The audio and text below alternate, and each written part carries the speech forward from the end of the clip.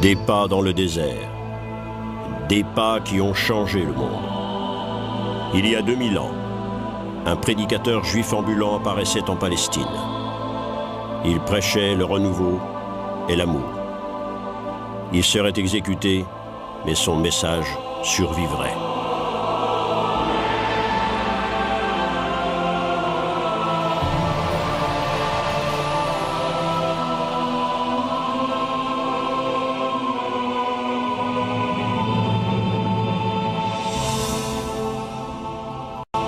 L'histoire du christianisme, un cortège infini d'humanité. Une route qui serpente à travers les siècles, pleine d'erreurs et de confusion, pleine de dévotion et de passion. Une route faite non de dates historiques, mais du vécu d'individus. Une histoire de souffrance, mais aussi une histoire de joie. Une laborieuse recherche de la vérité qui dure depuis plus de 2000 ans.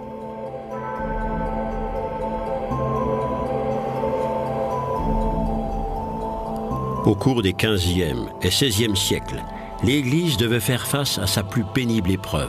La papauté avait déformé le message de Jésus et faisait l'accusation de critiques qui exigeaient le retour à la vraie foi.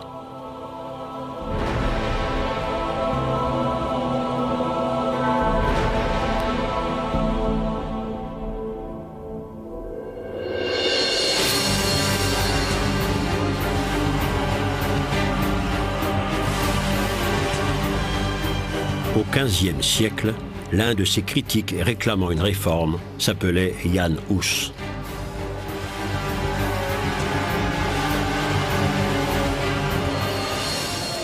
Il allait payer ses idées de sa vie. Le 6 juillet 1415 à Constance, il finissait comme tous les hérétiques sur le bûcher. Il avait dû exposer ses thèses critiquant l'Église à un conseil ecclésiastique. L'empereur germanique l'avait assuré de sa protection, mais peu après son arrivée, il était emprisonné. Le réformateur tchèque avait la plus horrible des morts.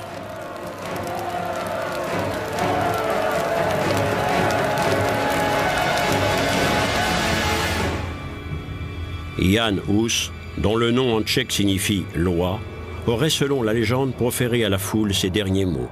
« Aujourd'hui, vous rôtissez une oie, mais un cygne viendra pour vous chanter une autre chanson. » 100 ans plus tard, dans un bureau de Wittenberg, Martin Luther, moine de l'ordre des Augustins, couchait sur papier ses 95 thèses.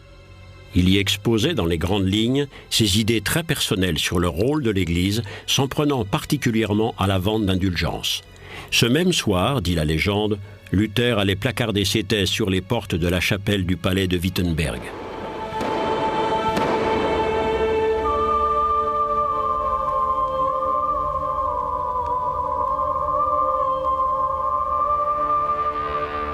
À la fin du XVe siècle, le monde était en plein bouleversement. Depuis l'Europe chrétienne, des marins s'embarquaient à l'aventure à la recherche de nouveaux continents au-delà de l'horizon. L'un d'entre eux était un intrépide capitaine de la marine génoise, parti s'aventurer sur l'immensité de l'océan Atlantique avec 3 bateaux espagnols. Christophe Colomb découvrait l'Amérique.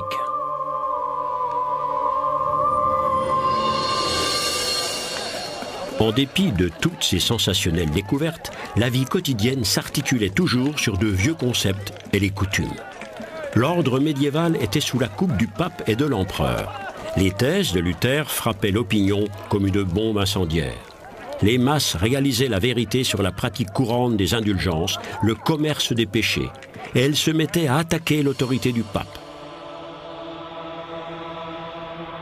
L'indulgence, la remise des péchés moyennant espèces sonnantes et trébuchantes, était devenue pratique courante à cette époque. La crainte de l'enfer ou du purgatoire portait les individus aux extrêmes. La recherche du salut éternel, tel était le terreau dans lequel allaient s'épanouir tous les dogmatismes, avec leur cortège de chasses de sorcières et de diableries en tout genre. L'Église n'avait qu'à se pencher pour y cueillir les bénéfices.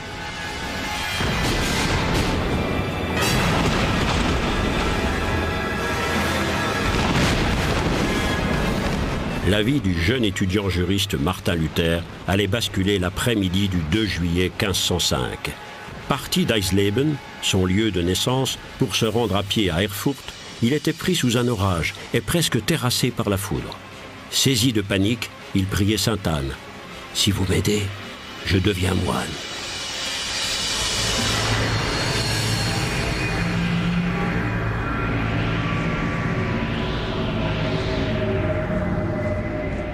L'expérience de l'intimité de la mort bouleversait tellement Luther qu'il tournait le dos à son ancienne vie. Rentré au monastère augustin d'Erfurt, il promettait à l'instant de servir Dieu à jamais. Ironie de l'histoire, Luther prêtait serment à l'ordre à côté de la pierre tombale, sous laquelle reposaient les restes de Johannes Zacharias, l'homme qui avait envoyé Jan Hus au bûcher.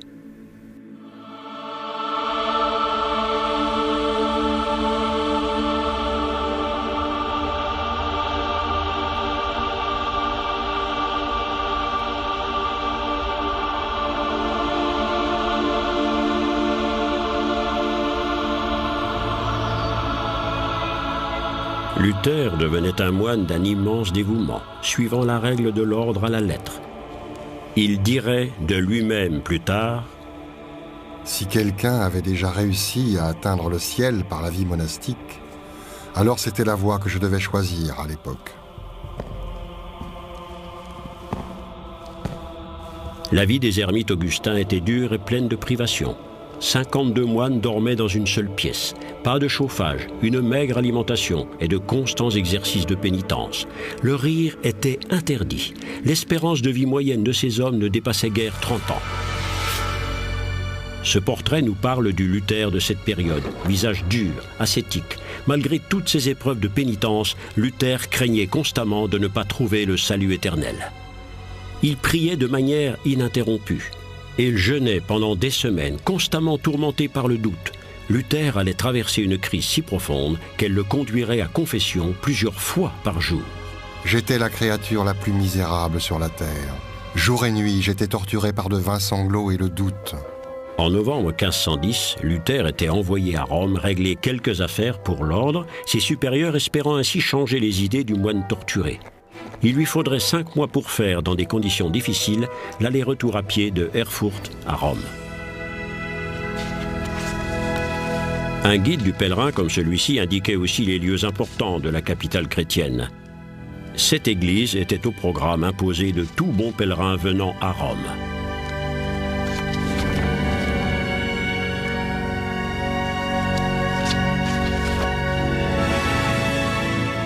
Arrivant à pied du fin fond de ces provinces allemandes, le moine de la pauvreté éprouvait un choc en arrivant à Rome, capitale du catholicisme, de la papauté, des arts et de la culture. Toutes occasions étaient bonnes pour soulager la bourse des pèlerins. Même les lieux saints faisaient l'objet d'un commerce. Des années plus tard, Luther se souviendrait de cette expérience avec dégoût. Si je ne l'avais pas vu de mes propres yeux, je n'aurais jamais cru que la papauté pût être une abomination si monstrueuse. La prodigalité du style de vie du pape semblait ne plus avoir de limite. La nouvelle église de Saint-Pierre était en construction. Nouvelle merveille du monde d'un point de vue architectural, elle n'était que vanité aux yeux du moine augustin. De ce monde, il ne connaissait que la petite ville de Wittenberg sur l'Elbe, une vie à l'exact opposé de celle de Rome. C'est là que Luther avait une chaire d'enseignement d'études de la Bible à l'université nouvellement fondée. Loin d'être ce moine insignifiant que Rome ne prenait pas au sérieux, le docteur Martin Luther était un savant théologien. Il n'y avait certainement personne cette année-là pour imaginer qu'une impulsion partie d'ici déséquilibrerait tout le monde chrétien.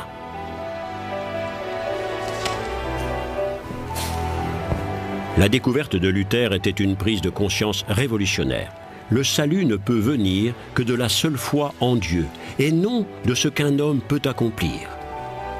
Avec la mort sacrificielle du Christ sur la croix, Dieu tendait à l'homme la main de la réconciliation. Dieu n'était plus répressif ou vengeur, mais charitable et gracieux. Une image divine, telle que la voyait Luther dans les épîtres de l'apôtre Paul, celui qui aurait désavoué la pratique des indulgences. Pour Luther, les gens qui croyaient en Jésus-Christ étaient bénis de Dieu, non pas en achetant leur place dans le ciel avec des certificats, mais par la seule croyance dans ce crucifié. En chair, Luther proclamait « sola fide ». Par la foi seule, l'homme est l'élu de Dieu.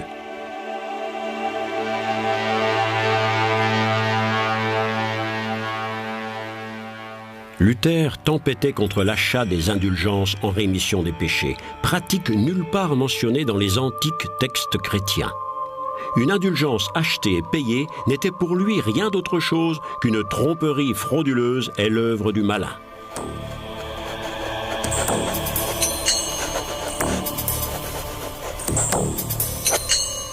Mais il y avait pire. Il avait compris à qui profitait tout cet argent, à quoi servaient les indulgences. Cette connaissance prouve qu'il était aussi un éveilleur de conscience. Je n'ai d'abord eu aucune idée à qui profitaient ces indulgences. Puis j'ai appris la vérité. Derrière tout cela, il n'y a rien moins que l'évêque Albrecht, parce qu'il s'est arrangé pour être élu archevêque de Mayence, ce qui lui coûte 30 000 florins rénans, car c'est à ce haut prix que le Saint-Père veut bien donner le chapeau. Dans le besoin, Albrecht a inventé les indulgences pour payer ses dettes avec la bourse des pauvres gens. Et pour couronner le tout, le pape s'est prêté au jeu pour que la moitié de l'argent puisse prendre le chemin de la construction de l'église de Saint-Pierre à Rome. C'était donc principalement les gens simples, les artisans et les paysans qui finançaient toute la splendeur de l'église. Il y avait des indulgences pour toutes choses, même pour la rémission des péchés commis par des gens morts depuis longtemps. Grâce au tintement joyeux des pièces de monnaie que vous jetez dans le tronc, leur âme va s'envoler directement du purgatoire au paradis. C'était ce qu'entendaient les gens dans le message du prêtre dominicain Tetzel, l'un des plus efficaces collecteurs de l'argent du commerce des indulgences. Les flots de tintantes pièces de monnaie s'écoulaient principalement dans le projet pharaonique devant lequel le jeune Luther avait secoué sa tête, la construction de la nouvelle église Saint-Pierre à Rome. D'un certificat d'indulgence à l'autre, la papauté finançait la Renaissance, mais ces papiers allaient devenir le principal facteur de menace contre elle en devenant les détonateurs de la réforme.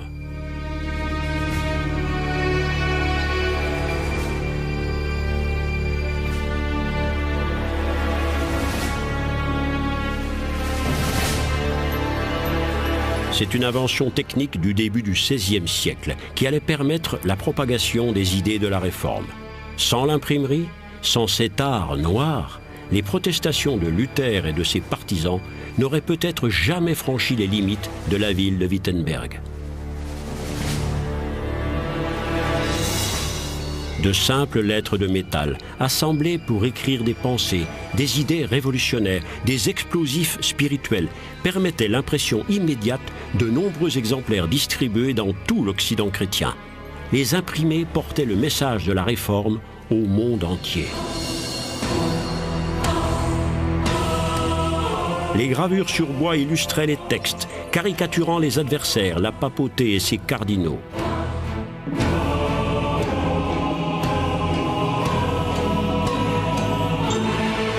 La propagande médiatique venait de trouver son outil et brisait la mainmise sur la connaissance des seuls individus instruits sachant latin et grec.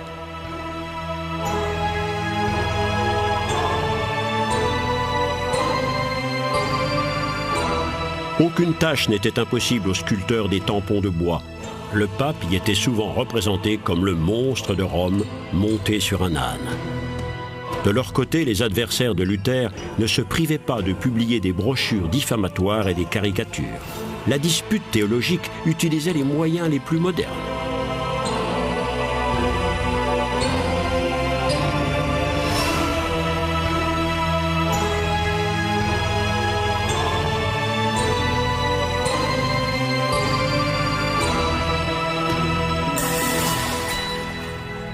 En 1520, Luther publiait un texte court et fondateur de la liberté individuelle du chrétien.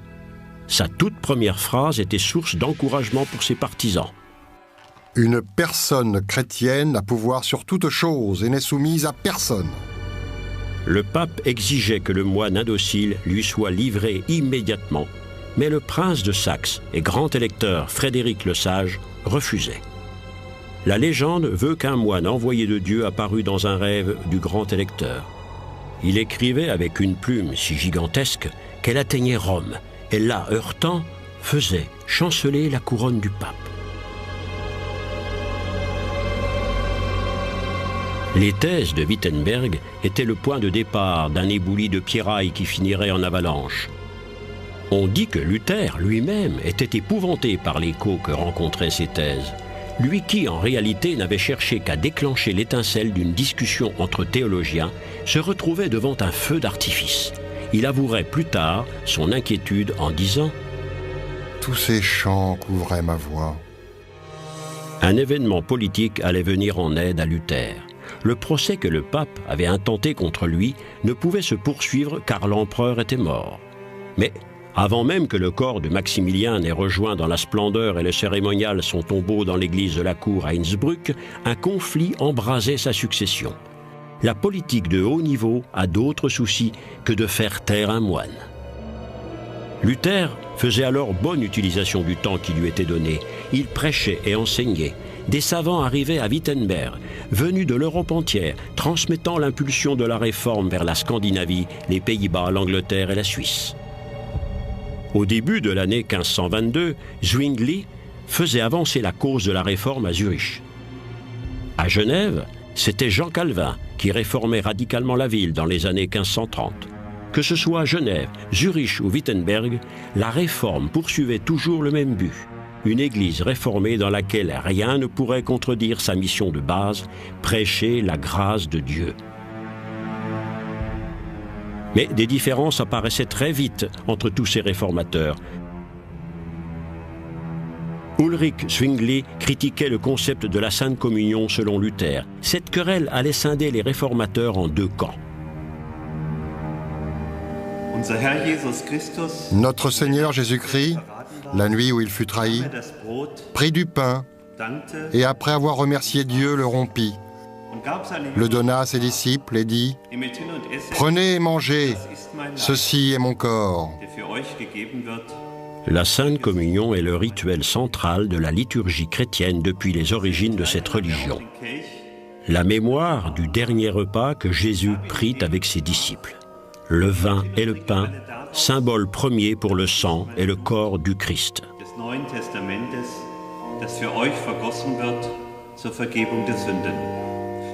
Mais comment peut-on imaginer que le vin et le pain se transforment en sang et en chair? La transsubstantiation était-elle réellement d'action divine, voire même un miracle? Ou le vin et le pain ne sont-ils que de simples signes à vocation symbolique pour raviver le souvenir? Voilà la controverse qui divisait les réformateurs entre eux. Nimm hin und iss, Christi Leib für dich gegeben. Pour Zwingli, le pain et le vin n'étaient rien d'autre qu'un symbole, un reste de pain, un reste de vin. Luther se concentrait d'abord sur les écrits bibliques, et Jésus avait dit « c'est mon corps ». Donc, pour lui, le corps et le sang du Christ étaient réellement présents dans le sacrement. La Sainte Communion était un pacte entre Dieu et l'homme, mais c'était aussi un mystère incompréhensible à la simple raison. Un mystère divin qui se révélait néanmoins aux croyants. Christi Blut für dich vergossen. Christi Blut für dich vergossen.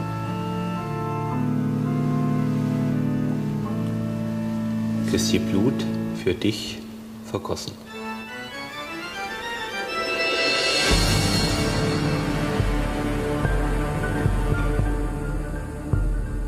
C'est à Worms, en 1521, dans les bâtiments abritant la Diète, qui allait se réunir à l'ombre de la cathédrale, qu'allait se jouer le sort de Martin Luther et de sa réforme.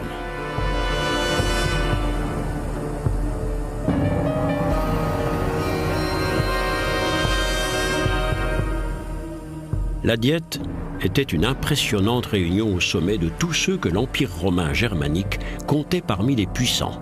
31 princes, 50 évêques, 88 prélats, 145 comtes et les représentants des villes impériales étaient réunis ici. Cette immense assemblée représentant un énorme pouvoir politique était présidée par le nouvel empereur, Charles Quint. Ce souverain venu d'Espagne parlait alors à peine l'allemand.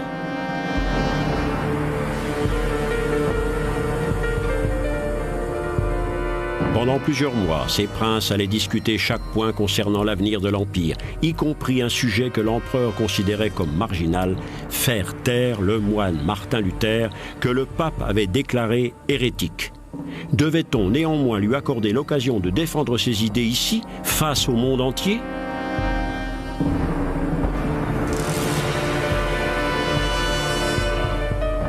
Il était décidé d'entendre Luther.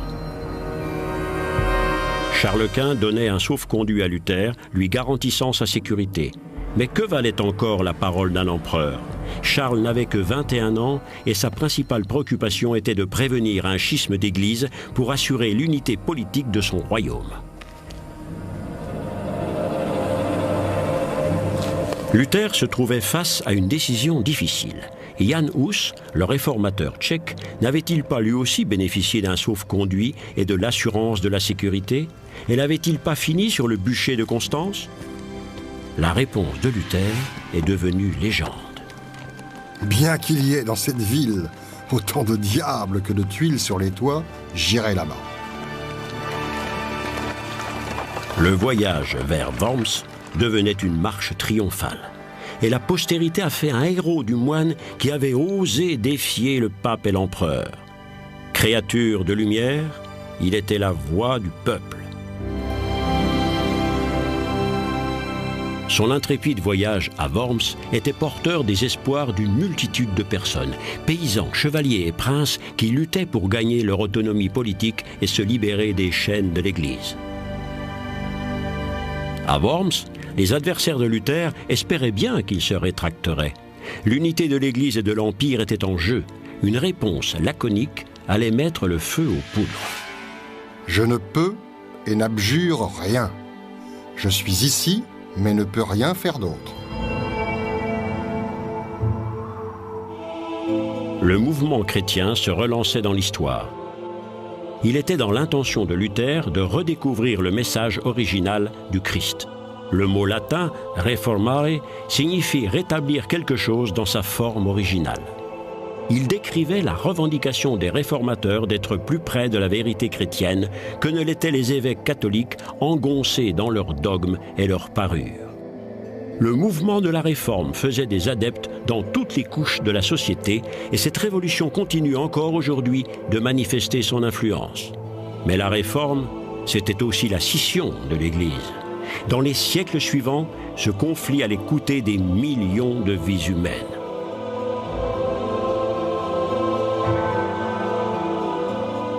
Le fait que des intentions aussi pieuses que celles qui motivaient Martin Luther puissent mener à des guerres aussi sanglantes est une des expériences les plus douloureuses dans l'histoire des religions. C'est une des pires contradictions que tous les croyants du monde ont un jour ou l'autre dû affronter ces travers de l'histoire.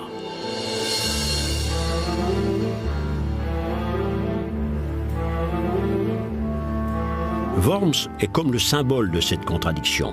Ce qui se passait ici en avril 1521 réveillait de nombreux espoirs, en même temps qu'une féroce résistance. L'audition de Luther devant l'Assemblée de la Diète allait rester pour la postérité comme un acte héroïque, et ses ennemis catholiques de mornes adversaires. Mais qu'en est-il vraiment ?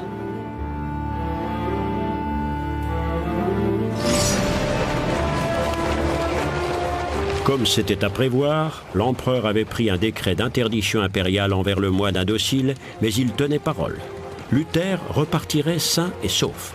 L'histoire, telle qu'elle est racontée dans les chroniques avec force détail, se lit comme un roman noir. Vers la fin de l'après-midi du 4 mai, un groupe d'hommes en armes arrêtait la voiture de Luther dans un endroit isolé. S'agissait-il d'assassins envoyés par un clan hostile désirant supprimer Luther, de spadassins du pape, de soldats de l'empereur? Ces craintes se révélaient infondées puisqu'il s'agissait d'une mission de protection intelligemment camouflée en enlèvement. Sur ordre de l'électeur de Saxe, Luther venait d'être mis à l'abri pour sa propre sécurité. Le peuple s'inquiétait. Ulrich von Hutten, le représentant de la noblesse libre, offrait publiquement son soutien à Luther, fût-il encore vivant. Mais personne ne savait rien de la situation de Luther, pas même dans les cercles de la noblesse impériale. les rumeurs enflaient. Le secret de l'affaire de Luther était parfaitement gardé.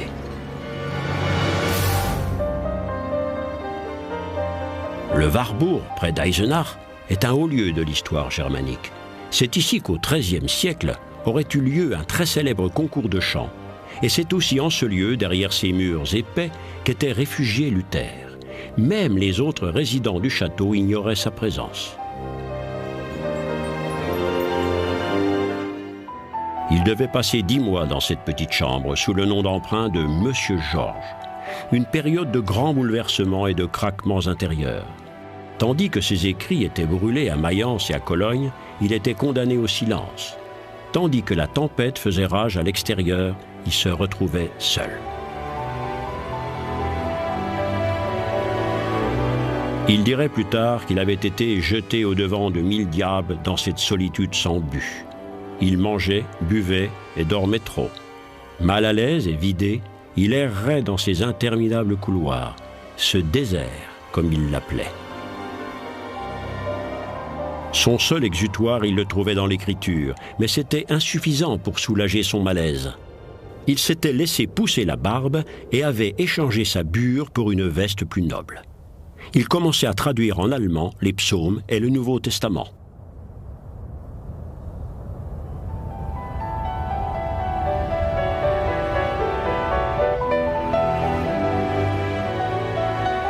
Travailler, dormir, manger, monter et descendre les escaliers, boire du vin, tout l'affligeait, bien plus que ce qui arrivait à Wittenberg et de comment tout cela allait bien pouvoir finir. La légende dit que le diable était soudainement apparu à Luther sur le mur de sa chambre. Il n'avait que l'encre pour combattre le diable, et aussi le pape, cet antéchrist. Et de cette encre, il faisait des lettres, des billets, des maximes, des livres, qui étaient autant d'armes dans sa lutte pour la vérité chrétienne. Écrit dans un allemand simple et compréhensible par tous, le Nouveau Testament que Luther traduisait rendait le message original du christianisme plus accessible.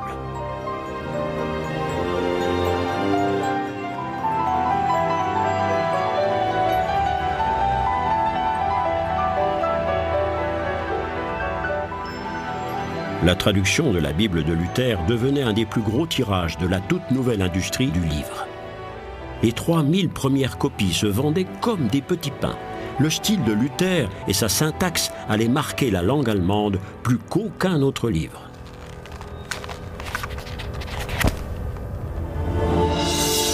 Dans les pays les plus lointains, la Bible de Luther influençait le développement de la chrétienté car cette traduction avait ouvert la voie à la traduction de la Bible dans de nombreuses autres langues. D'innombrables versions linguistiques du livre des livres ont été imprimées depuis lors.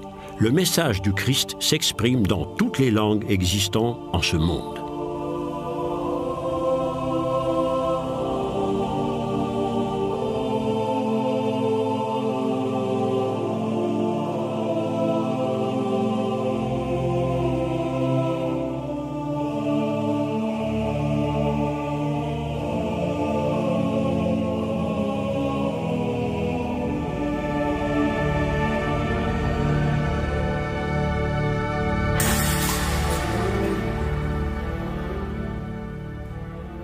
Le Verbe est au cœur de cette foi renouvelée, dans la Bible bien sûr, mais aussi le Verbe exprimé en chair par le sermon. Un objet faisait son apparition dans les lieux de prière, le banc d'église, dont le but est d'apporter calme et sérénité. Les participants doivent pouvoir se concentrer sur les mots, sur les sermons. L'église n'était plus un lieu strictement spirituel, elle devenait amphithéâtre. Le rituel s'effaçait, le verbe commençait à retrouver sa signification.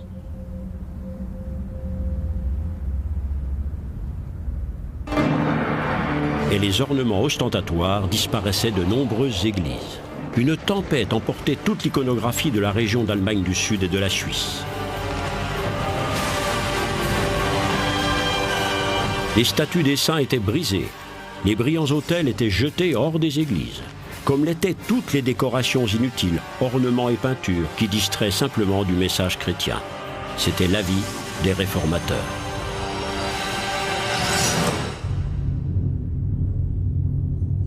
La Réforme amenait dans son sillage les prémices d'une explosion révolutionnaire, particulièrement dans les lieux où régnait déjà une certaine agitation sociale. Et les paysans se soulevaient, faisant déferler une vague de violence à travers l'Allemagne. La tension entre les paysans pauvres et les riches propriétaires terriens devenait sanglante. Luther, s'étant affranchi du pape et de l'empereur, servait d'exemple aux paysans entrés en rébellion. Lui, cependant, se dissociait de ces hordes de maraudeurs avec ces mots : « Vous, les seigneurs, battez les paysans à mort comme des chiens enragés dès que vous pouvez leur mettre la main dessus. » Ce soulèvement paysan contre les plus hautes autorités n'avait aucune chance d'aboutir, en dépit des 7000 paysans qui s'étaient assemblés en Thuringe. Tous ces bras volontaires n'étaient que très peu et faiblement armés, avec des faucilles, des fléaux, des gourdins et des haches. Mais ils avaient dans leur rang un homme qui allait se faire leur chef de guerre. Les pamphlets de Thomas Münzer appelaient ouvertement à la rébellion. Ce sont ces excellents messieurs eux-mêmes qui ont fait que les pauvres gens s'opposent à eux.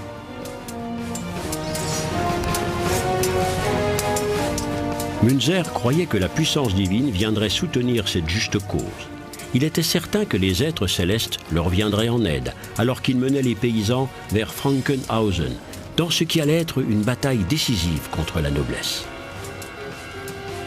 1500 nobles chevaliers et 1000 fantassins, bien équipés de fusils et de canons, allaient balayer l'armée hétéroclite de Thomas Münzer, noyant son rêve dans une mer de sang.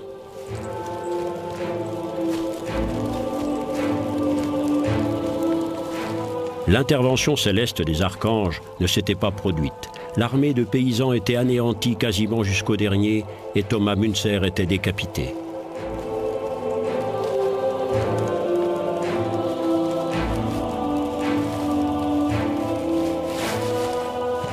Luther était persuadé de sa responsabilité dans ce massacre.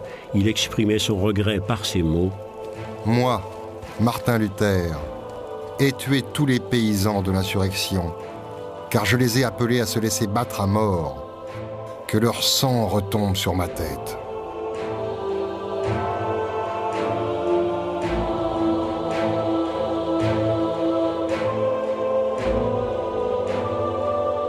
Luther aurait pu empêcher la Réforme de descendre si bas avec les paysans. Mais à quel prix ?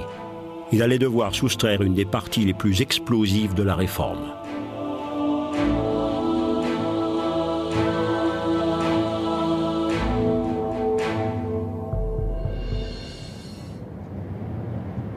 Seule, la foi en Dieu permettait de passer ces temps troublés.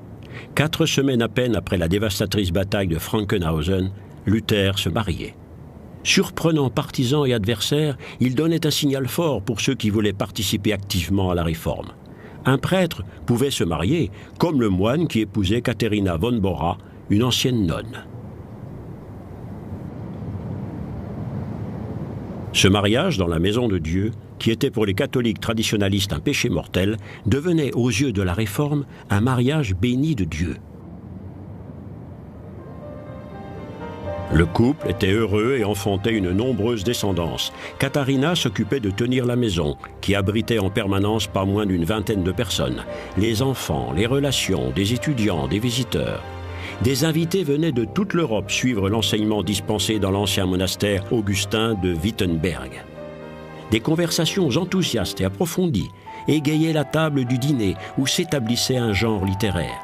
La maison de Luther devenait le modèle de la maison du pasteur protestant. Luther et Katharina von Bora devenaient l'exemple pour toutes les familles de prédicateurs pour les siècles à venir. Joignant leurs efforts pour servir la congrégation, les femmes allaient assumer des tâches importantes, transformant la maison paroissiale en véritable cœur de la communauté.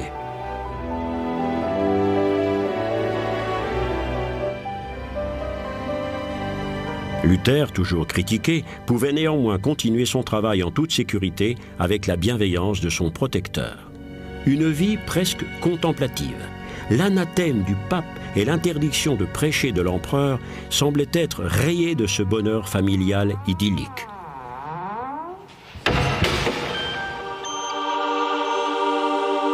À l'extérieur, la réforme s'étendait et s'installait de plus en plus solidement. Les règles de la congrégation étaient couchées sur papier et le premier livre de cantiques évangéliques était imprimé. À peine 10 ans après la publication des 95 thèses, 1/5 des habitants de l'Empire avouaient être pratiquants de la foi réformée.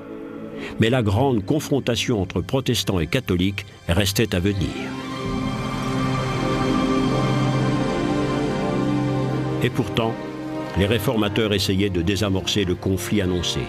L'ouvrage Confessio Augustana, la confession protestante, soumis à l'empereur en 1530, insistait sur les réformes, mais soulignait aussi la cause commune qui la rapprochait des catholiques. Mais l'abîme était trop profond. En réponse aux menaces de l'empereur, les congrégations protestantes formaient la Ligue de Schmalkalden. Le conflit prenait forme. Luther, lui non plus, ne croyait plus à la réconciliation.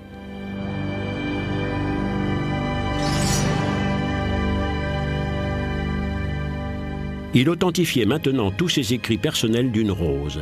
La rose de Luther certifiait l'authenticité et la qualité de la réforme.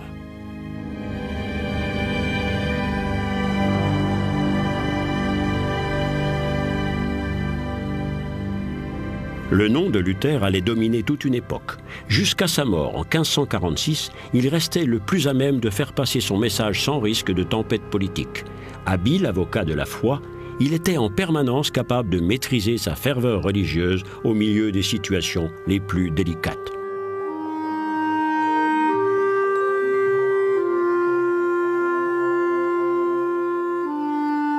Le docteur Martin Luther n'allait pas mourir par l'épée ou comme Jan Hus sur le bûcher, mais plus paisiblement dans son lit à l'âge de 62 ans.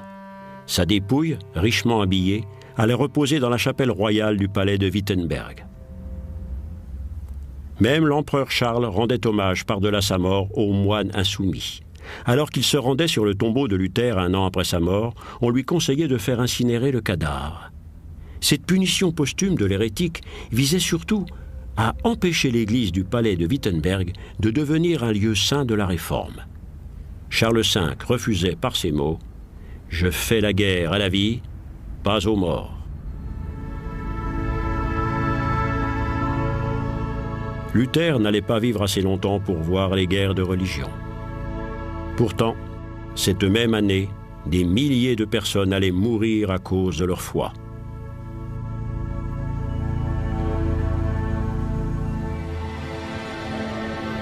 La Ligue protestante de Schmalkalden fédérait les puissances militaires du centre et du nord de l'Allemagne.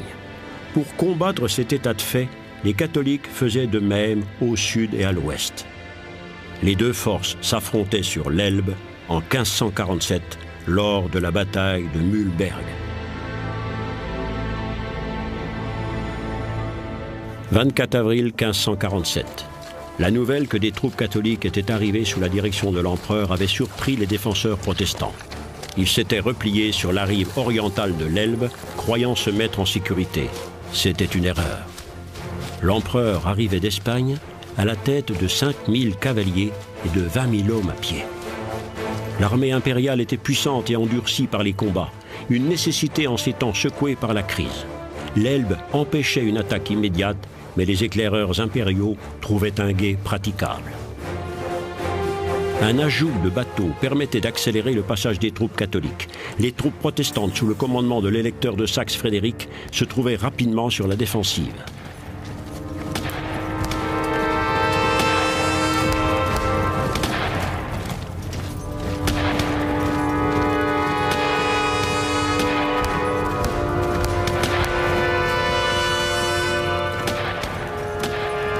Des milliers de soldats mouraient au nom de leur vérité chrétienne. Ils étaient les premières victimes d'une lutte religieuse qui allait être sanglante. Les lecteurs protestants n'arrivaient à mobiliser qu'une partie de ces 30 000 hommes pour la bataille. Leur situation était désespérée. Les troupes clairsemées de l'électeur cherchaient refuge dans la ville voisine. En vain. Les cavaliers impériaux pourchassaient le reste des forces protestantes et les poussaient vers la rivière.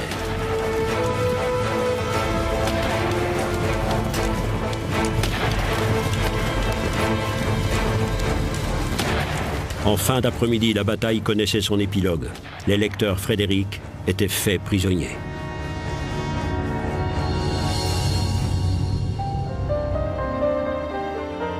Une stèle commémore la capture du chef protestant. Était-ce la fin de la Réforme ?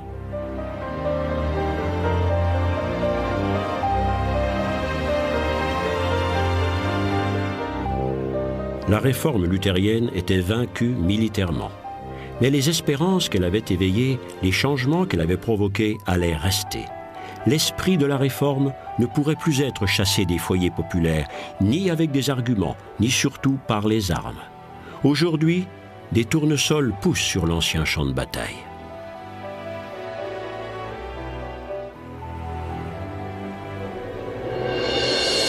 Au commencement, il y avait un Christ, un message. Plus tard, cela donnerait naissance à une Église puissante dans un royaume chrétien.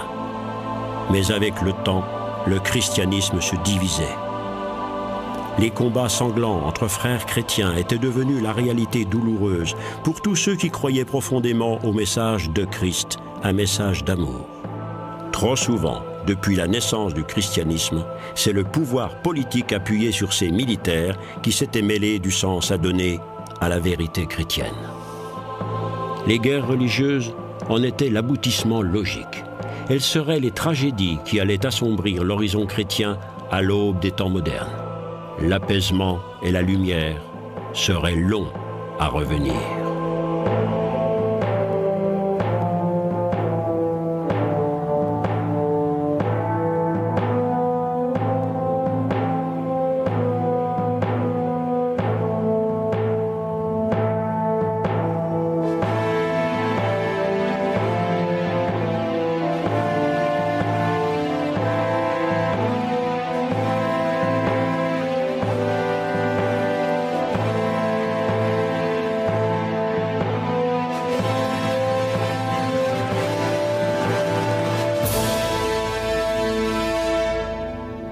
L'histoire du christianisme, un cortège infini d'humanité. Une route qui serpente à travers les siècles, pleine d'erreurs et de confusion, pleine de dévotion et de passion. Une route faite non de dates historiques, mais du vécu d'individus. Une histoire de souffrance, mais aussi une histoire de joie. Une laborieuse recherche de la vérité qui dure depuis plus de 2000 ans.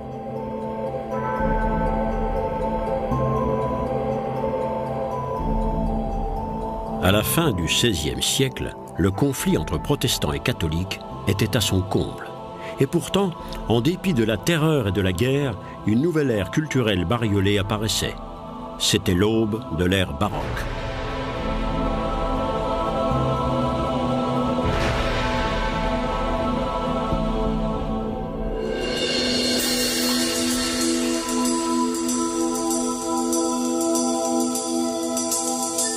Caprice enchanteur de la nature, rayonnant et précieux, le barroco est le nom donné de toute éternité par les Portugais à ces nacres irrégulières.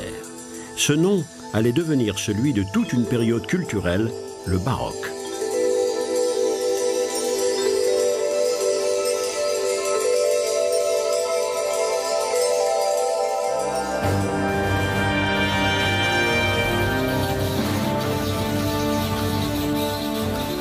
Theatrum Mundi, le théâtre du monde, est le qualificatif donné à la période qui couvre les XVIe et XVIIe siècles. Une période oscillant entre chasse aux sorcières et science. Entre joie de vivre et crainte de la mort. Des œuvres d'art couvertes d'or reflètent l'esprit de l'époque, la recherche des richesses terrestres et la reconnaissance de leur fugacité. Tout est vain, disait le poète André Griffius. Jamais jusque-là la papauté ne s'était entourée ni parée d'une telle magnificence. L'Église étalait sa puissance avec ostentation. Avec cet art suspendu entre lumière et ténèbres, la foi et la superstition marchaient joug contre joug. Dieu et le diable pénétraient tous les aspects de la vie. L'ère baroque, une époque de recherche où l'homme explorait son monde et partait à sa propre découverte. Mais la menace était partout. Un conflit fratricide embrasait l'Europe, une lutte sanglante et sans merci entre les idées protestantes et le pouvoir catholique.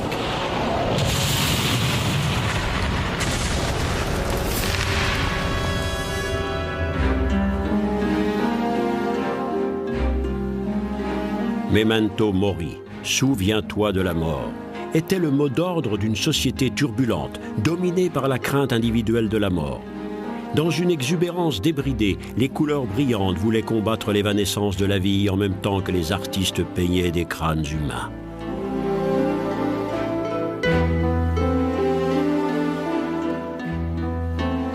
L'art posait le décor d'un théâtre vivant, conçu pour donner l'illusion d'un monde parfaitement ordonné, un monde où la mort, bien que cachée, n'était jamais loin.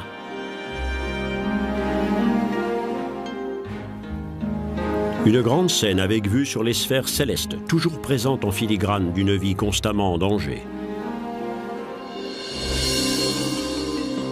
Dans cette Europe de la fin du XVIe siècle, la France et l'Espagne étaient les grandes puissances du moment, guerroyant toutes les deux pour maintenir leur sphère d'influence.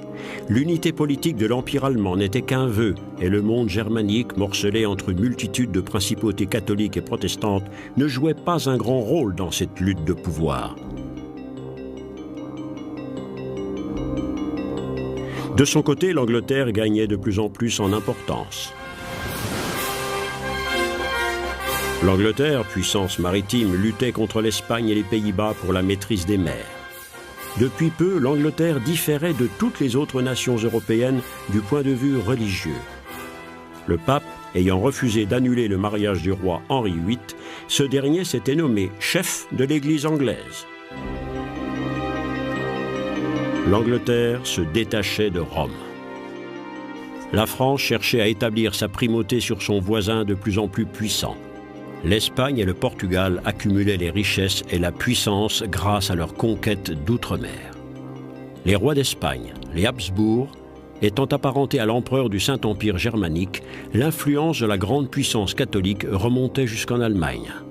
Mais le centre spirituel du monde catholique n'en restait pas moins à Rome.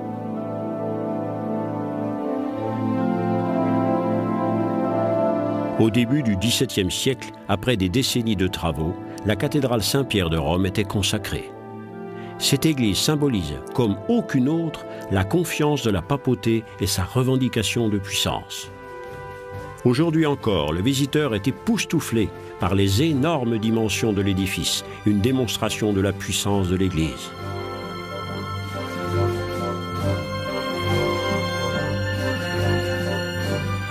Le trône papal a été élevé au-dessus du tombeau de l'apôtre Pierre. L'auvent baroque est le symbole de l'ombre du ciel sur terre. Pour avoir voulu tout cela, les papes avaient depuis longtemps, à cette époque, perdu leur influence politique. Ils n'en continuaient pas moins à revendiquer haut et fort la seule vraie interprétation de l'enseignement chrétien. Et pendant ce temps, l'argent continuait d'affluer dans les coffres de la papauté qui en transformait une partie en magnifiques édifices. Parmi les premières décisions de son pontificat, Alexandre VII avait donné pouvoir à l'architecte et sculpteur Gian Lorenzo Bernini de concevoir la place Saint-Pierre en se conformant aux propres idées du pape. Ce dernier voulait que cette place devienne le symbole d'une église décidée à triompher du protestantisme. Entourée par de puissantes colonnades, la place forme le centre de la ville et le centre du monde catholique.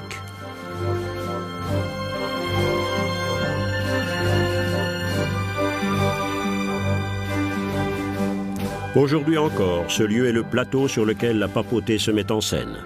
2 fois par an, à Noël et à Pâques, c'est de cette place que le pape lance sa bénédiction dite Urbi et Orbi à la ville et au monde.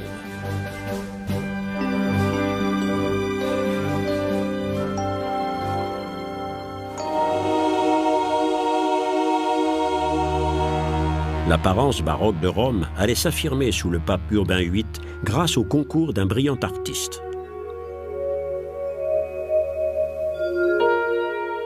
Gian Lorenzo Bernini, dit le Bernin, était un homme aux talents multiples, tout à la fois sculpteur, architecte, peintre et illustrateur.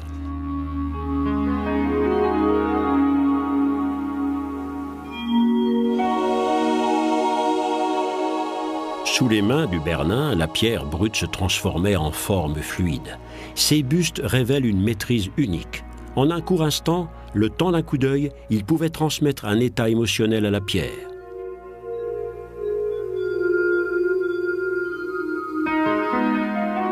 C'est ainsi que le Bernin immortalisait son bienfaiteur, le pape Urbain VIII.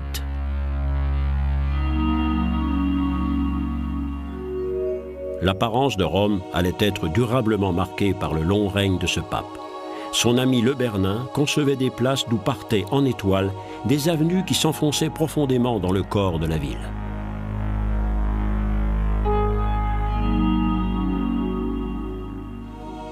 Les arts les plus flamboyants étaient mis au service de l'adoration de Dieu. Et pourtant, cette prodigalité ne répondait nullement au problème dominant de cette période, la scission profonde entre les catholiques et les protestants. La ville de Trente est située au pied des Dolomites, point le plus septentrional de l'Empire romain germanique de l'époque. C'est dans la grande cathédrale qu'un concile était convoqué au milieu du XVIe siècle dans l'espoir de faire avancer la réforme de l'Église. Mais les protestants n'y viendraient jamais. De leur point de vue, l'abîme existant entre leur vision de l'Église et l'Église du pape était insurmontable. C'est ici, en décembre 1545, que le rideau se levait sur un événement déterminant pour l'avenir du catholicisme. Pendant plusieurs années, les princes de l'Église se réunissaient ici sous l'autorité du pape. Grand spectacle où une Église plus que millénaire faisait une démonstration de sa puissance en tentant de maintenir son unité.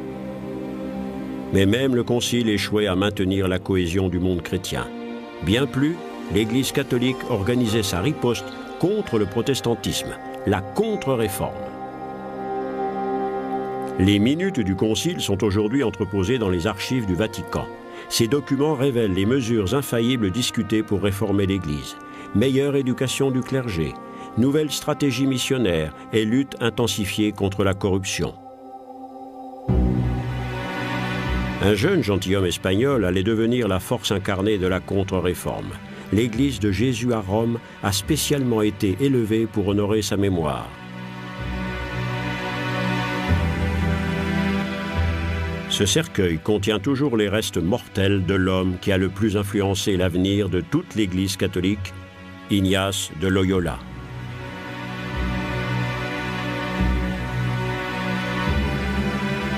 L'église de Jésus, ce rêve baroque d'or et de marbre, est une brillante mise en scène de la foi en même temps qu'une invocation de la force religieuse au service de la contre-réforme.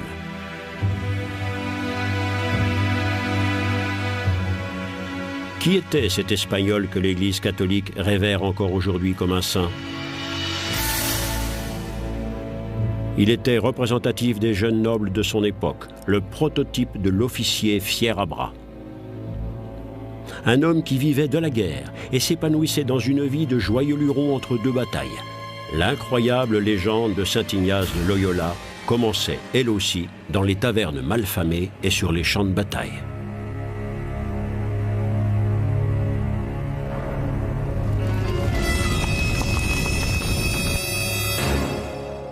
Et c'est la guerre qui allait être cause de son profond changement. Ignace, ayant été blessé par un boulet de canon, il avait fallu lui refracturer une jambe qui s'était mal ressoudée. L'affreuse douleur et les ineffables souffrances étaient une expérience de réveil spirituel douloureuse.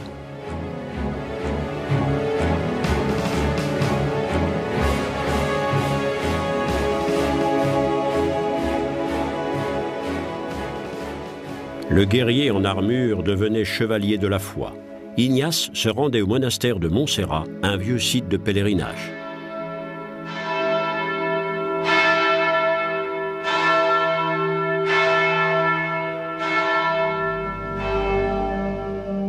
C'est au milieu de cette campagne grandiose du nord de l'Espagne qu'il recevait la vision décisive. Il allait fonder un ordre qui ne se consacrerait qu'à la réforme de l'Église. Ces soldats de Dieu devaient voler à l'aide du pape en s'engageant dans la bataille contre les protestants. Le serment solennel de Montmartre, en 1534, était l'acte fondateur de la Société de Jésus. Cette armée spirituelle n'avait pour arme que sa foi profonde, un haut niveau d'études et une discipline militaire. les jésuites étaient les moines soldats du catholicisme. Les exercices d'apprentissage spirituel pour renforcer la volonté étaient écrits par Ignace lui-même. Le pouvoir étant inaccessible sans la connaissance, les jésuites privilégiaient les études universitaires. C'est grâce à des esprits élevés et des arguments convaincants qu'ils voulaient séduire le monde. Ils acquéraient bientôt une influence politique étendue. En 1540, le pape adoubait officiellement l'ordre des Jésuites. La Société de Jésus serait une arme puissante de la contre-réforme dans la bataille contre le protestantisme. L'ordre des Jésuites s'était aussi étendu en Allemagne et commençait à influencer l'architecture des églises. Le style baroque devenait l'incarnation de l'architecture jésuite. Des maîtres artisans inspirés allaient créer des œuvres dont la restauration, quelques siècles plus tard, nécessite de faire appel à des maîtres artisans modernes de grandes compétences. Le plus grand soin et la connaissance des anciennes techniques sont seuls aptes à faire rayonner de nouveau le sourire de cet ange baroque.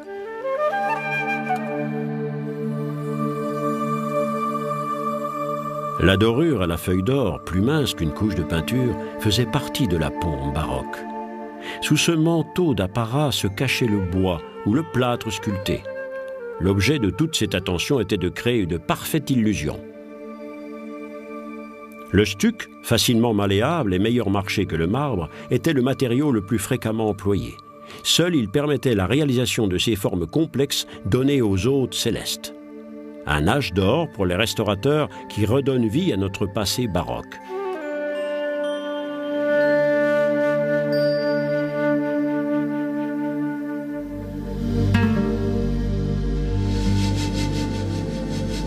L'aigle, l'oiseau royal, est l'emblème des Habsbourg. Pendant l'ère baroque, ils ne régnaient pas seulement sur plus de la moitié de l'Empire romain germanique, ils étaient aussi rois d'Espagne et de son énorme empire colonial.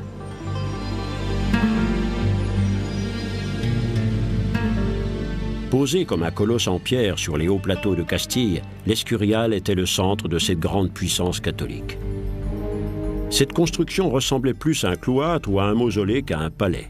Philippe II, qui avait fait construire cette sombre résidence, était un fanatique adversaire de la Réforme. Ses contemporains le décrivent comme un père soucieux de ses enfants et un homme impitoyable envers ses ennemis. C'est dans la crypte, au cœur de l'Escurial, que reposent les membres de la famille de Philippe. Philippe II d'Espagne, ce roi solitaire vivant au milieu de ses morts, était l'homme le plus puissant de son temps. Toujours austère et vêtu de noir, c'est d'ici qu'il gouvernait son immense empire, la superpuissance européenne. Toujours plongé dans la lecture de la Bible, il se confessait chaque jour.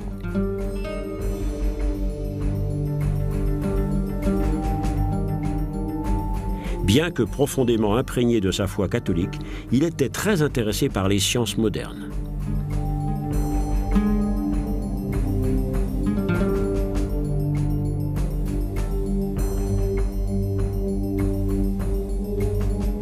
Philippe prenait ses devoirs royaux très au sérieux. Chaque jour, pendant 8 heures, il dictait à ses secrétaires les dépêches et les lettres qu'il avait préparées au cours de la nuit. Son action représente des montagnes de papier qui retracent toutes les étapes de sa politique et l'accomplissement de ses deux objectifs majeurs, la domination de l'Espagne et le rétablissement de l'unité catholique de l'Europe. Mais le rêve de Philippe s'abîmait dans une série de revers. Sa tentative d'envahir l'Angleterre échouait lamentablement. Sa grande armada, la plus puissante force maritime de son temps, se débandait et disparaissait aux 3/4 dans les vagues de la mer du Nord. Aux Pays-Bas, protestants et catholiques se rebellaient contre leur maître espagnol. Philippe emportait dans la tombe sa vision d'un grand empire européen.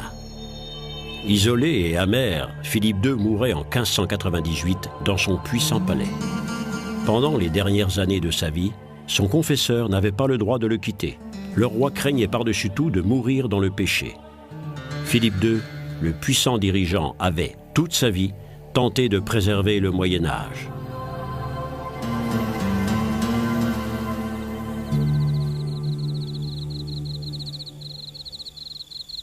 Sous l'ardent soleil du plateau de la Meseta, Les traces de son catholicisme total sont encore visibles de nos jours.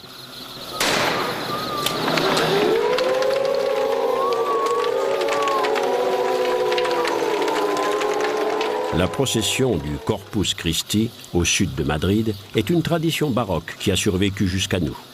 Le ciel et l'enfer, l'humilité et la fierté, la vertu et le vice deviennent figures allégoriques dans ce carnaval de la foi catholique. Qualifié par le célèbre auteur espagnol Calderón de drame ecclésiastique pour édifier le peuple, c'est un théâtre de pantomime qui incarne les plus profondes valeurs catholiques.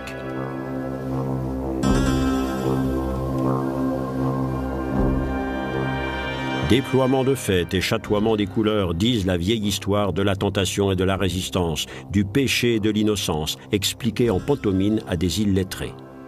Le rituel ecclésiastique, intensifié jusqu'à l'extase, était aussi éducation religieuse.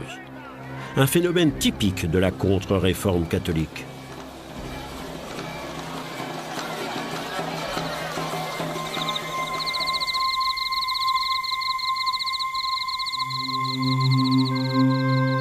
Ce que Philippe voulait, et que le Titien a couché sur un tableau, c'était une Espagne fière sauvant la religion. Ce ne serait finalement qu'une illusion.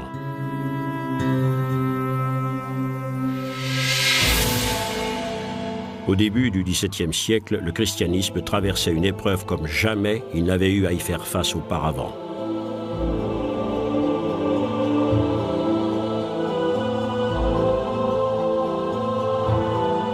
Deux églises professaient maintenant leur croyance en Jésus-Christ et le Nouveau Testament.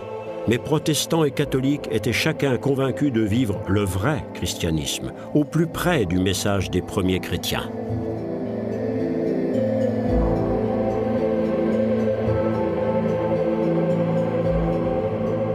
Pendant des siècles, cet affrontement amènerait les guerres, l'intolérance et le fanatisme. Il serait la source de l'oppression de pieux individus qui ne désiraient qu'une chose, vivre leur foi chrétienne, leur foi, alors que les autres essayaient de les convertir par la force brutale. Peut-être le christianisme a-t-il vécu là l'une des expériences les plus douloureuses de son histoire. L'histoire et le chemin parcouru en commun se partageaient en deux courants qui allaient développer chacun ses propres traditions culturelles.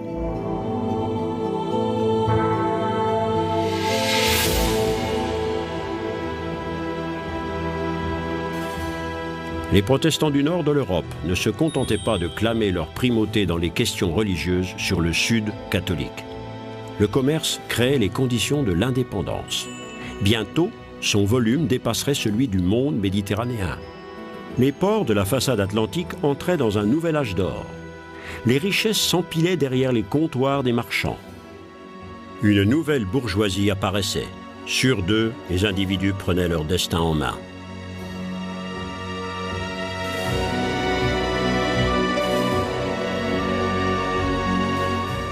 Ici aussi, de riches marchands favorisaient les arts. L'église Saint-Michel à Hambourg, en pur baroque protestant dans sa forme la plus évoluée, est l'un des grands centres du développement protestant. La parole biblique et son interprétation par le pasteur étaient maintenant au cœur du service religieux. La chair se rapprochait du centre du sanctuaire.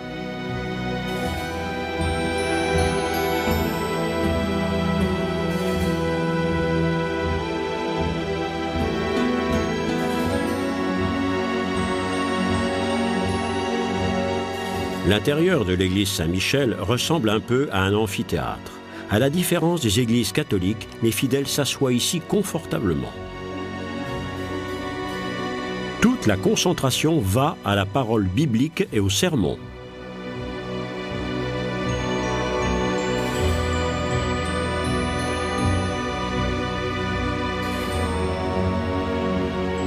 Au lieu et place de stucs foisonnants et de feuilles d'or, un nouvel art apparaissait dans les églises protestantes, la musique.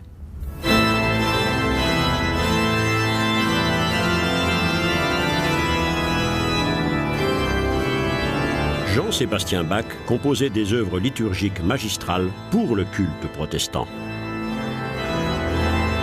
Composition pour orgue, cantate, passion, arrangement de polyphonie chorale, un opus grandiose illustrait le message de l'Évangile et la Bible avec des sons. La foi protestante devenait musique.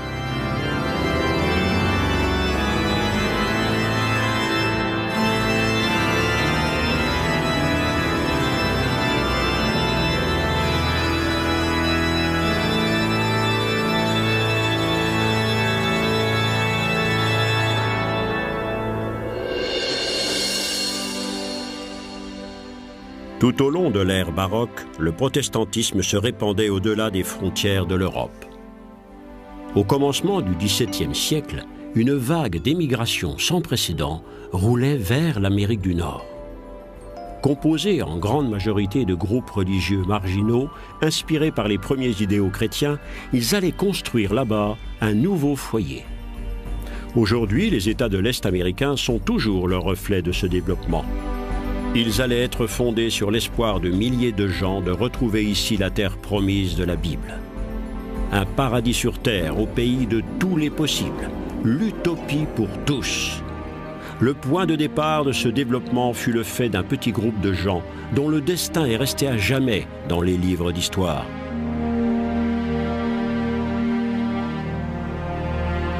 En septembre 1620, 18 familles quittaient le port anglais de Plymouth à bord du Mayflower. Ces premiers colons en partance vers l'Amérique du Nord nous ont laissé la description de leur état d'âme. Nous nous sommes enfuis dans le désert. Dieu a poussé nos cœurs à fuir. S'appelant eux-mêmes les pèlerins, ce groupe religieux allait maintenant pouvoir mettre ses idéaux en pratique.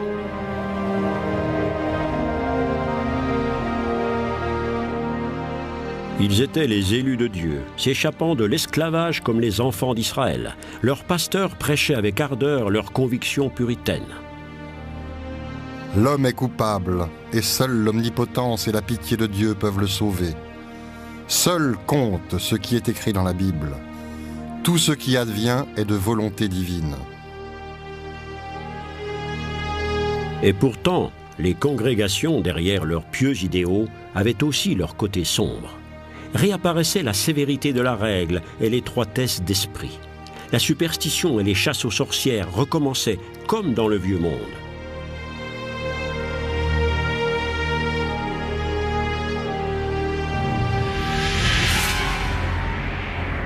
Le ciel et l'enfer, la foi et la superstition avaient profondément imprégné les âmes de l'ère baroque.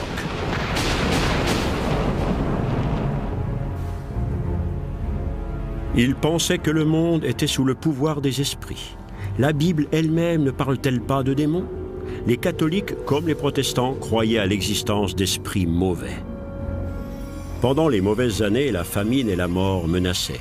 Et la rumeur de courir, c'est le diable qui ravageait des régions entières.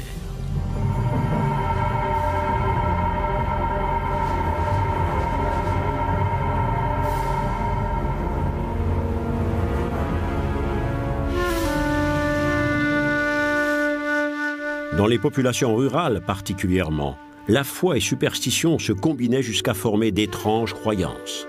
La nature était aux mains de pouvoirs surnaturels et les individus étaient entièrement à leur merci.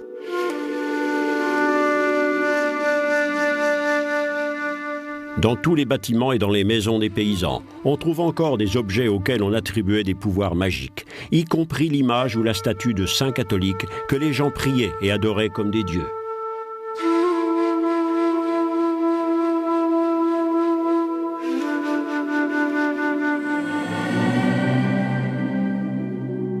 Chaque problème devait être soumis à un saint bien précis, selon une procédure spécifique, une espèce de rituel d'exorcisme.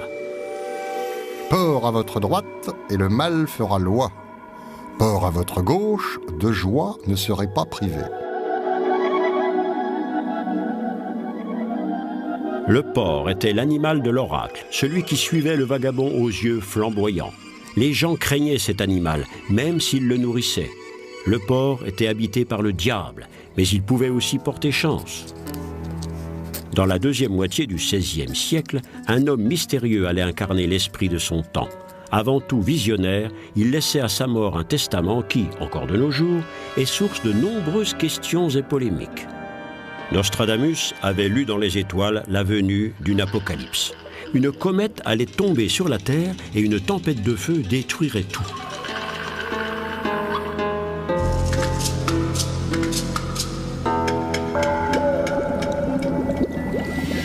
Médecin de profession, Nostradamus allait devenir célèbre pour une potion qu'il avait inventée pour combattre la peste. Mais Michel de Nostredame faisait à la fois pratique de décoction et cherchait la pierre philosophale.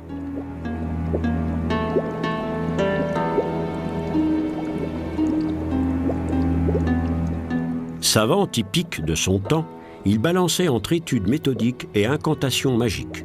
Ses activités d'alchimiste étaient mal vues de l'Église, mais il s'acquérait le soutien des puissants. Catherine de Médicis, reine de France, était tombée sous le charme du prophète. Cette reine de France allait plonger le pays dans une horrible guerre civile, jetant l'un contre l'autre les catholiques et les huguenots, comme s'appelaient les protestants français. Dans la nuit de la Saint-Barthélemy 1572, des milliers de protestants étaient assassinés à Paris, sur ordre de Catherine. Ce massacre était le prélude d'un siècle d'oppression entrecoupé d'une période de tolérance à la fin de laquelle les protestants étaient finalement chassés de France. Ils émigraient aux Pays-Bas et dans le nord de l'Allemagne, où leur était accordée la liberté de culte. À Bad Karlshafen, sur la rivière Weser, environ 4000 huguenots en exil s'installaient, apportant avec eux tout leur savoir-faire d'artisans expérimentés.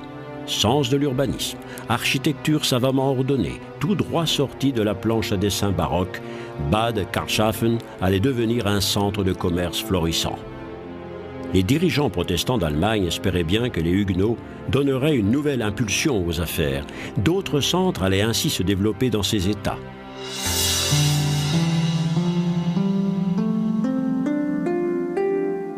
500 000 Huguenots s'enfuyaient vers les seuls Pays-Bas. Libéré de ses occupants espagnols, le plat pays s'était transformé en refuge de tolérance. La coexistence paisible des protestants, des catholiques et des libres penseurs faisait des Pays-Bas une nation de grande culture. Mais la tolérance de l'ère baroque était plus une exception que la règle générale. En Allemagne, une guerre épouvantable couvait qui durerait 30 ans. On trouve encore aujourd'hui des traces de cette catastrophe. Les archéologues mentionnent par dévastés les restes de tous les villages rayés de la carte de 1618 à 1648. La guerre religieuse sonnait le glas pour tous leurs habitants, soit un tiers de la population allemande. À Prague, la défenestration d'un certain nombre de protestants lors d'une bagarre entre deux partis rivaux allait précipiter cette catastrophe.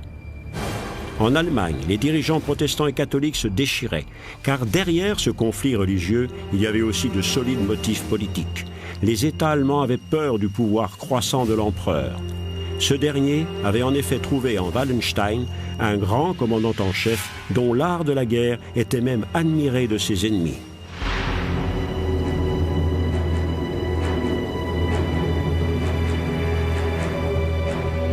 Les batailles pour la terre, le pouvoir et la religion prenaient une nouvelle dimension dans l'horreur. Comme il n'existait aucune logistique d'approvisionnement dans aucune de ces énormes armées, la soldatesque se livrait au vol et au pillage. Et la guerre continuait de plus belle.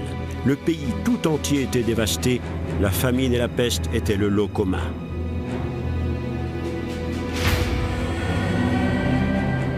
Cette guerre de 30 ans allait être la plus grande catastrophe ayant jamais touché l'Europe. La souffrance de la population civile allait atteindre les dimensions de loin supérieures à celles des guerres précédentes. Elle ferait 7 millions de morts. Des centaines de milliers de personnes abandonnaient maisons et foyers par crainte des soldats en maraude. La paix ne retombait qu'avec l'épuisement total de tous les partis, sans vainqueur ni vaincu.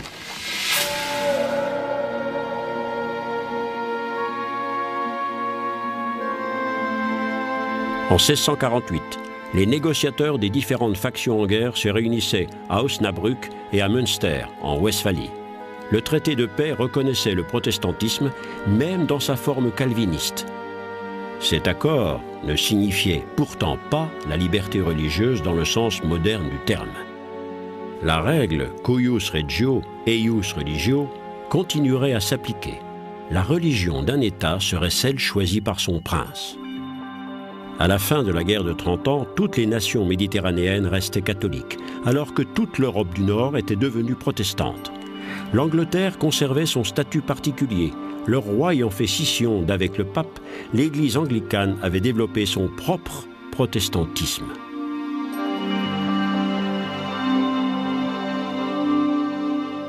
Séquelle lointaine de cette guerre, la ligne de démarcation entre les religions coupe toujours l'Allemagne en deux. Le sud est majoritairement catholique, alors que le nord et l'est sont majoritairement protestants.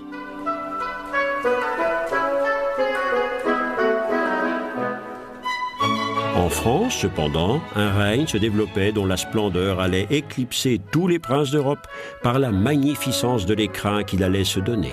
Versailles. Ce château était le théâtre voulu par une monarchie qui resterait dans l'histoire sous le qualificatif d'absolutiste. Rien ni personne, à part Dieu, ne pouvait se placer au-dessus du roi, ce que Louis XIV traduisait par « l'État, c'est moi ». Louis obligeait l'aristocratie française à prendre résidence à Versailles, faisant ainsi étalage de sa puissance et en état de l'exercer pleinement.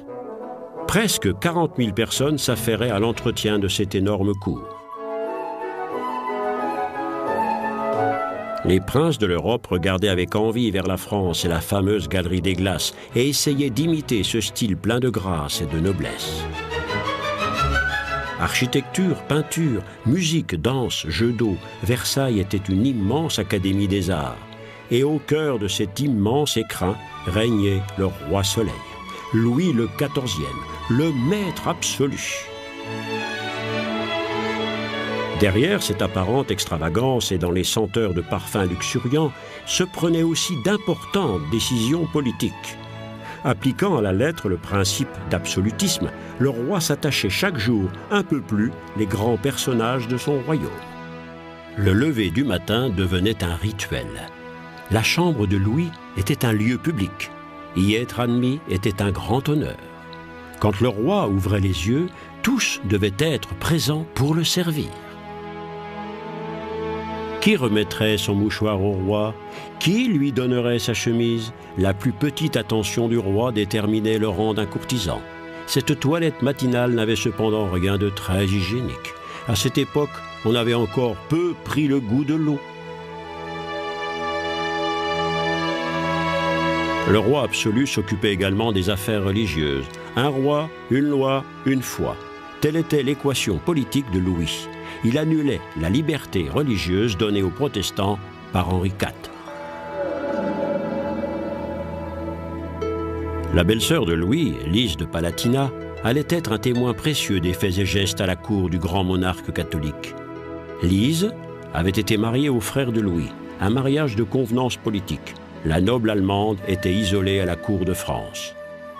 Déversant son désespoir dans les innombrables lettres qui partaient vers sa vaste parentèle, elle y faisait une description unique de la vie intérieure de cette cour. La princesse cultivée correspondait aussi avec les grands savants et portait un regard critique sur les grands problèmes de son temps.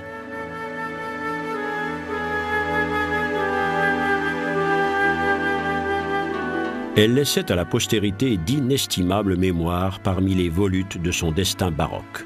Ces 60 000 lettres étaient la réflexion d'une femme profondément intéressée par son époque. Il est très ennuyeux de voir ce que font les prédicateurs. Pourquoi les chrétiens doivent-ils tant se détester? Les religions chrétiennes doivent se considérer comme ne faisant qu'une, et elles doivent permettre aux chrétiens de s'épouser et de choisir leur église, sans trouver qu'il puisse y avoir mal à cela. Ce serait mettre plus d'unité parmi les chrétiens.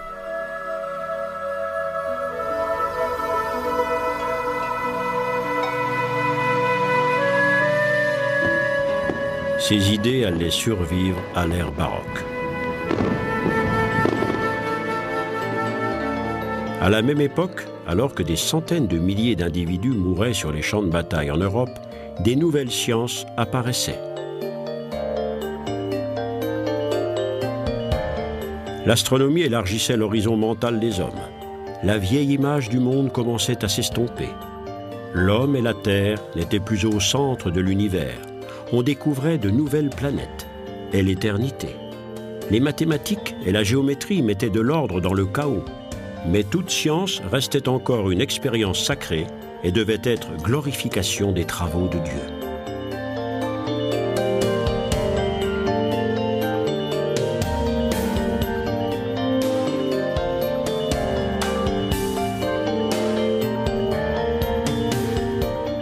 L'invention sensationnelle du microscope apportait une nouvelle compréhension de la création de Dieu. Grâce à l'exploration optique, on découvrait le sperme dans un monde précédemment invisible. On commençait à étudier le microcosme. De nouvelles optiques et de nouveaux matériels permettaient de mesurer le vivant. Les tableaux et les graphiques remplaçaient la spéculation et les miracles. Le classement et l'ordre remplaçaient le chaos et l'émerveillement.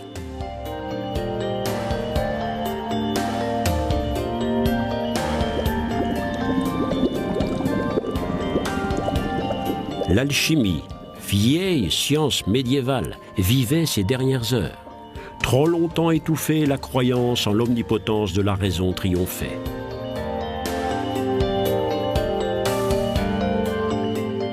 Leibniz, le grand savant universel, l'exprimait en disant que les gens vivent dans le meilleur des mondes possibles, parce que son créateur est indulgent et qu'on peut mesurer ce Dieu par des moyens logiques.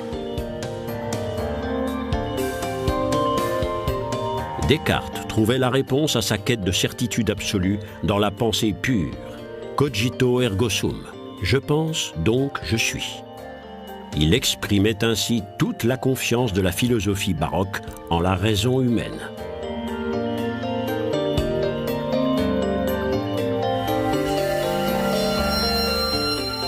De nouveaux concepts dessinaient un avenir idéal. L'utopie devenait le désir d'un autre siècle.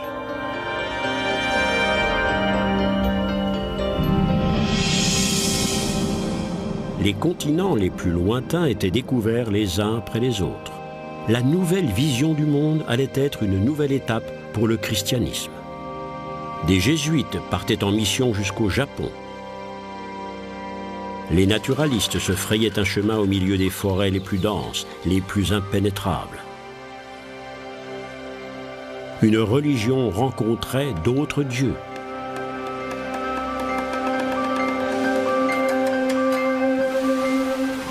Entre le ciel et l'enfer, il y avait soudain un monde tout neuf.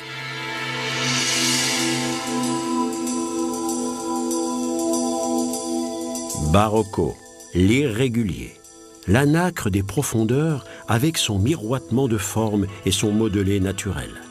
Un petit trésor dont la beauté nous séduit au premier coup d'œil. Telle était la période baroque, fascinante et mystérieuse à la fois.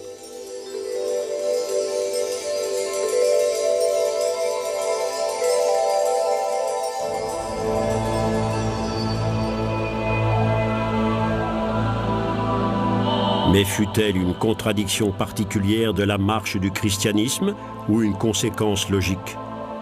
Le christianisme, qui pendant 15 siècles avait réussi à se préserver contre les menaces tant externes qu'internes, s'effondrait. Et pourtant, ce conflit sanglant allait donner une telle impulsion en avant qu'il donnait une nouvelle inspiration à la vie culturelle et permettait à la science de faire un bond vers le progrès. L'âge moderne venait de commencer avec tous ses problèmes. Les gens voulaient maintenant tout connaître et tout prouver. Ils voulaient un christianisme en harmonie avec la pensée d'un monde moderne.